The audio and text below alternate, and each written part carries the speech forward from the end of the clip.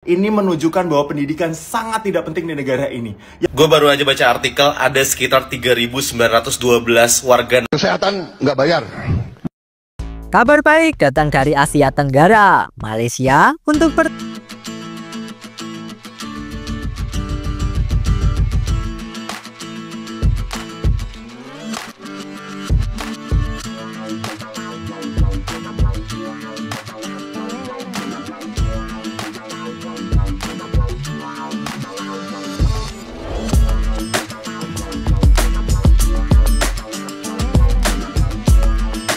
Assalamualaikum warahmatullahi wabarakatuh. Berjumpa kembali dengan Romlia Pratama. Teman-teman sahabatku semuanya, gimana kabar kalian? Mudah-mudahan kalian semuanya baik-baik saja beserta keluarganya di sana. Teman-teman sahabatku, buat kalian yang baru gabung, yang baru nonton video ini, silahkan di subscribe dulu, di like dan di komen guys. Buat teman-teman sahabatku yang udah mendukung support channel ini, terima kasih. Mudah-mudahan kalian semuanya diberikan keberkahan umur, keberkahan rezeki, dimudahkan segala urusannya, baik urusan dunia maupun urusan akhirat. Amin ya rabbal alamin. Teman-teman sahabatku semuanya, seperti biasa guys, kita akan nge-reaction beberapa video yang lagi viral. Seperti apa videonya? Ini dia guys. Yang paling ancur untuk kami di tenaga pendidikan adalah tunjangan dosen tenaga pendidikan itu tidak dibayarkan mulai dari tahun 2021. Dan itu sudah kamu rasakan kan? Semua teman-teman PNS yang dosen udah nggak menerima tunjangan lagi kan?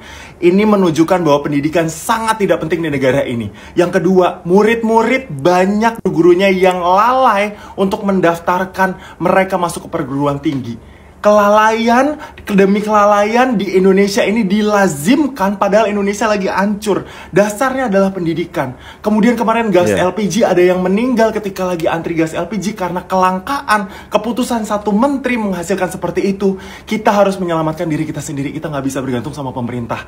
Jadi mulai sekarang, dibanding kita hashtag kabur dulu, jujur gue pengen banget kabur dari negeri ini, dan gue udah banyak banget negara yang gue apply untuk bisa pergi dari negara ini. Tapi sembari menunggu, kita harus saling bantu.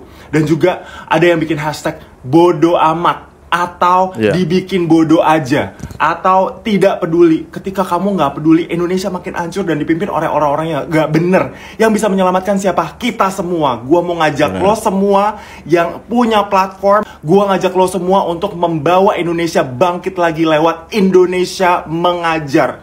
Gue pikir siapa lagi yang bisa ngajarin orang Indonesia? Siapa lagi yang biasa ngajarin rakyat kita? Siapa lagi yang bisa ngajarin teman-teman kita selain kita sendiri yang punya pendidikan lebih tinggi? Akses pendidikan itu udah sulit banget guys. Kalau orang-orang tidak bisa kerja, anak-anaknya nggak bisa sekolah, dan banyak sekali orang yang nggak punya fasilitas untuk belajar. Bahkan anak-anak SD, SMP di berbagai pelosok aja banyak yang nggak bisa belajar.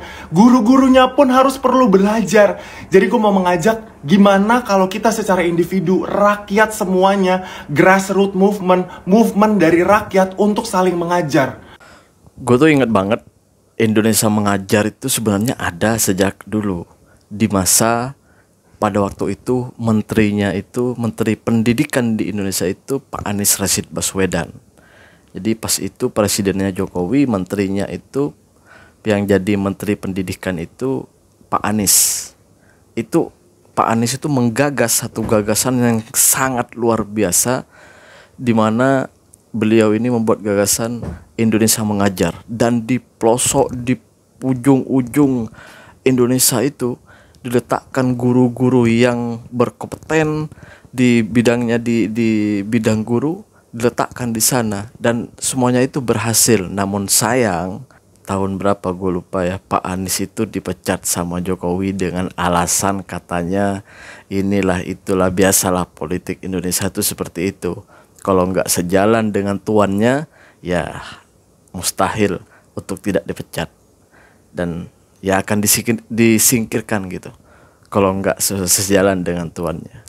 Ya nggak tahu, wallahu a'lam, gue juga nggak tahu siapa yang benar, siapa yang salah. Tapi yang pasti gagasan Pak Anies sampai sekarang udah nggak ada semenjak Pak Anies keluar dari kabinet pemerintahan Jokowi pada waktu itu. Yang pasti gagasan Pak Anies sangat luar biasa, karena Indonesia Mengajar itu sangat berarti banget sama anak-anak yang ada di pelosok-pelosok Indonesia. Itu bagus banget.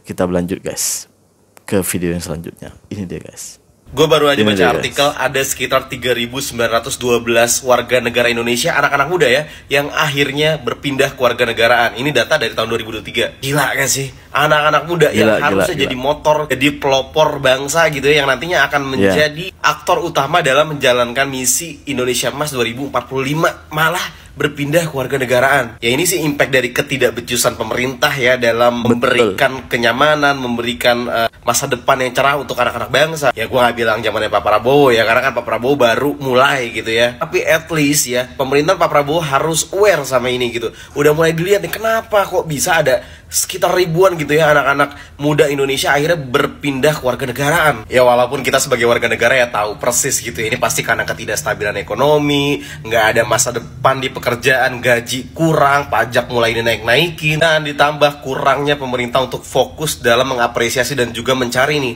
potensi-potensi anak bangsa yang nantinya akan berinovasi gitu, ujung-ujungnya untuk negara kita juga. Terus juga ini pastinya karena rasa frustasi dari anak-anak muda gitu, karena ya yang kita tahu ya begini-gini aja Indonesia, birokrasinya tuh bobrok, mau bikin apa-apa tuh susah, mahal, ada aja punglinya. Lu bayangin aja kan, ada orang mau cari duit, butuh administrasi dari negara, malah diduitin. Ya pokoknya kalau dari gue sih, kalau masih kayak gini terus pemerintah nggak ada perubahan, goodbye lah sama Indonesia Emas 2045. Ya emang goodbye. Kalau pemudanya udah nggak mau memperjuangkan Indonesia, ya goodbye Indonesia Emas. Memang nggak ada harapan udah. Ya mau gimana lagi guys? Mereka udah frustasi dengan pemerintah kita, udah malas ngurusin pemerintah kita. Ya udah, down kita sampai di situ aja. Mau gimana lagi coba? Anak muda ini kalau di bangunan itu mungkin adalah tiangnya, penyanggahnya untuk generasi masa depan yang akan datang gitu. Karena pemimpin-pemimpin itu lahir dari anak muda. Kalau anak mudanya sudah frustasi, ya ke depan siapa lagi yang akan menjadi pemimpin, kan gitu. Seharusnya ya gue sih masih berharap ya sama teman-teman anak-anak muda nih untuk semangat terus memperjuangkan dan memperbaiki Indonesia. Karena Indonesia butuh kita. Kita berlanjut ke video selanjutnya guys. Ini dia guys. Kesehatan nggak bayar. Ini dia, guys. Nah, ini janjinya waktu kampanye tuh. Subsidi listrik. Sekolah harus kita bikin nggak bayar. Gratis. Kamu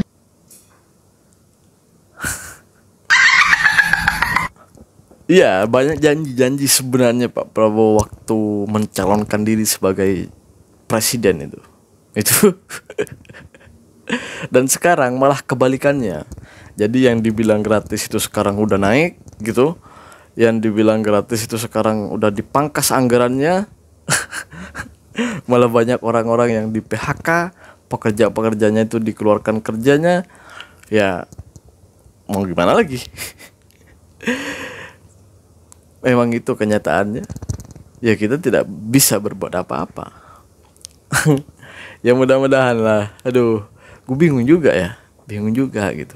Kenapa Pak Prabowo ini ingkar janji ya? Ada apa ini gitu. Ternyata masyarakat Indonesia itu lagi kecewa sekarang.